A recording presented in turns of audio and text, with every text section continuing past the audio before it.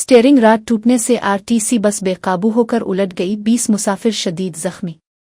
तेलंगाना के जिला सूर्यापेट के चुंतलापालम के मुजाफात में एक खौफनाक सड़क हादसा पेश आया, जहां एक आरटीसी बस स्टीयरिंग रॉड टूटने के बाइस बेकाबू होकर उलट गई।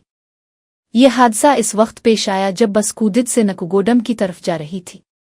बस में इस वक्त 40 से जायद मुसाफिर सवार थे, जिनमें से तकरीबन 20 अफराद को शदीद चोटें आईं।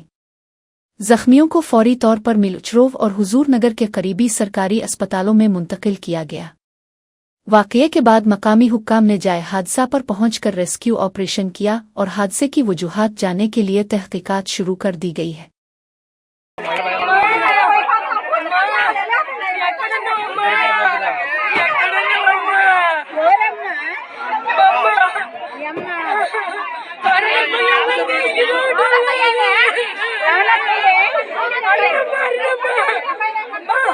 వంకాయ కలర్ చీర వేసుకుందమ్మా